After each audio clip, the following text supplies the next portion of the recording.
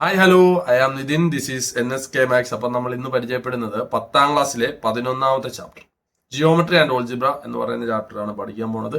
ഞാൻ ആദ്യം തന്നെ നിങ്ങളോട് പറയട്ടെ, നിങ്ങൾ ഈ ചാപ്റ്റർ പഠിക്കുന്നതിന് മുമ്പേ നമ്മൾ പഠിപ്പിച്ച കോർഡിനേറ്റ്സ് ജിയോമെട്രി എന്ന് പറയുന്ന ചാപ്റ്റർ നന്നായി പഠിക്കുക. അതിനുശേഷം മാത്രമേ ഈ ചാപ്റ്റർ നിങ്ങൾ പഠിക്കാൻ ശ്രമിക്കുകയുള്ളൂ. കാരണം ഇതിന്റെ ബേസ് ഒക്കെ നമ്മൾ കോർഡിനേറ്റ്സ് ജിയോമെട്രിയിലാണ് പഠിക്കുക. ഓക്കെ, അപ്പൊ നമ്മൾ കൂടുതൽ ദീർഘിപ്പിക്കുന്നില്ല. ഒന്നാമത്തെ ഭാഗത്തിലോട്ട് പോകാം. ടെക്സ്റ്റ് ബുക്കിലെ ആദ്യത്തെ 2 ഫിഗർ ആണ് നമ്മൾ ഇതിൽ പഠിക്കാൻ പോകുന്നത്. അപ്പൊ ഒന്നാമത്തെ ഭാഗത്തിലെ ഒന്നാമത്തെ ക്വസ്റ്റ്യൻ തന്നിരിക്കുന്നത് ഒരു പാരലോഗ്രാം ആണ് അല്ലെ. നമുക്ക് ജസ്റ്റ് അതിനൊന്ന് പേരിടാം. എന്താണ്? പാരലോഗ്രാം ആണ്. അതിന്റെ ആദ്യത്തെ എ, രണ്ടാമത്തെ വെർട്ടിസ് ബി, ഇത് സി, ഇതെന്താണ് ഡി. നമ്മളോട് പറഞ്ഞിരിക്കുന്നത് ഈ ഡി എന്ന് പറയുന്നതാണ് 4th വെർട്ടിസ്. ഈ വെർട്ടിസിന്റെ കോർഡിനേറ്റ് കണ്ടുപിടിക്കണം. അതിനുവേണ്ടി നിങ്ങൾ ചെയ്യേണ്ടത് മറ്റൊന്നും ചെയ്യേണ്ട കാര്യമില്ല. ഈ തന്നിരിക്കുന്ന ലൈനെ വെച്ചുകൊണ്ട് നമ്മൾ എന്ത് ചെയ്യുക? റൈറ്റ് ആംഗിൾ ട്രയാംഗിൾ മേഡ് ചെയ്യുക.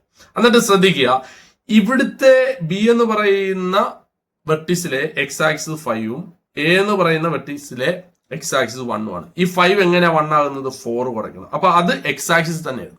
അതേപോലെ തന്നെ ബി എന്ന് പറയുന്ന വെർട്ടിസിലെ വൈ ആക്സിസ് 6ഉം എ എന്ന് പറയുന്ന വെർട്ടിസിലെ വൈ ആക്സിസ് 4ഉം എങ്ങനെയാണ് 6 4 ആയത്? 2 കുറയ്ക്കണം. അത് വൈ ആക്സിസ്. ഇതുപോലെ തന്നെ നമ്മൾ എന്ത് ചെയ്യാതെ ഇവിടെയും റൈറ്റ് ആംഗിൾ ട്രയാംഗിൾ മേഡ് ചെയ്യുക. ഇവിടെ 4 ആയതുകൊണ്ട് ഇവിടുത്തെ എക്സ് ആക്സിസ് 4, ഇവിടുത്തെ വൈ ആക്സിസ് 2. ഇനി കുറച്ചാൽ മാത്രം മതി. 7 നിന്ന് 4 പോലെ എത്രയാണ് കിട്ടുന്നത്? 3. അതേപോലെ തന്നെ 10 നിന്ന് 2 പോലെ എത്ര കിട്ടുന്നത്? 8. therefore നാലാമത്തെ വെർട്ടിസ് ആയിരുന്നു ഡി. എത്ര കിട്ടി നമുക്ക്? 3,8. മനസ്സിലായെന്ന് വിശ്വസിക്കുന്നു. നമുക്ക് ഇതിന്റെ തന്നെ രണ്ടാമത്തെ ഫിഗറും കൂടെ ചെയ്യുമ്പോൾ ക്ലിയർ ആവും. അതിനുശേഷം നമുക്ക് ഇതിന്റെ ഓൾജിബ്രയാണ് നമ്മൾ രണ്ടാമത്തെ ഭാഗത്തിൽ പഠിക്കുന്നത്. നന്നായിട്ട് മനസ്സിലാക്കി എടുക്കുക. Very important.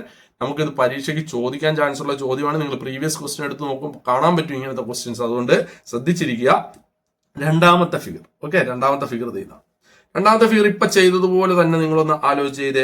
നമുക്ക് തന്നിരിക്കുന്ന പാലോഗ്രാമിൽ ഞാൻ വേണമെങ്കിൽ പേരിടാം. നമുക്ക് എ, ഇത് ബി, ഇത് സി, ഇത് ഡി. ഓക്കെ, ഈ ഡി സി എന്ന് പറയുന്നതിൽ നമ്മൾ റൈറ്റ് ആംഗിൾ ട്രയാംഗിൾ മേഡ് ചെയ്തു. എന്നിട്ട് നമ്മൾ ആലോചിക്കുക, ഡി സിയുടെ സി എന്ന് പറയുന്ന വെർട്ടിസസിലെ എക്സ് കോർഡിനേറ്റ് 2ഉം ഡി എന്ന് പറയുന്ന പോയിന്റിലെ എക്സ് ആക്സിസ് എന്താ? X coordinate -3. അപ്പൊ 2 -3 ആണെങ്കിൽ എത്ര കുറയ്ക്കണം? 5 കുറയ്ക്കണം. അതേപോലെ തന്നെ സിയുടെ വൈ എത്രയാണ്? 3. ഡിയുടെ വൈ എത്രയാണ്? 2. അപ്പം 3 2 ആണെങ്കിൽ എത്ര കുറയ്ക്കണം? 1 കുറയ്ക്കണം. ഇതേ പാറ്റേൺ തന്നെ നമ്മൾ എവിടെയും ചെയ്യുക, ഇവിടെയും വരയ്ക്കും. ഓക്കെ, എന്നിട്ട് ആലോചിക്കുക, ബി ഇവിടെയാണ് നമ്മുടെ 5, ഇവിടെ എത്രയാണ് കുറയ്ക്കേണ്ടത്? 1. അപ്പൊ ഇനി നോക്കുക, ഈ 1ൽ നിന്ന് 5 പോയാൽ എത്ര? -4. -2ൽ നിന്ന് 1 പോയാൽ -2ൽ നിന്നും 1 കുറയ്ക്കാൻ എത്ര കിട്ടും? -3. അപ്പൊ ഇവിടെ എന്താണ്? -3. അപ്പൊ നമുക്ക് എ കോർഡിനേറ്റ് എത്ര കിട്ടി? എ എന്ന് പറയുന്ന കോർഡിനേറ്റ് എ എന്ന് പറയുന്ന വെർട്ടിസ് എത്ര കിട്ടി? -4 -3. വളരെ ഇമ്പോർട്ടന്റ് ആണ്, വളരെ ഇമ്പോർട്ടന്റ് ആണ്.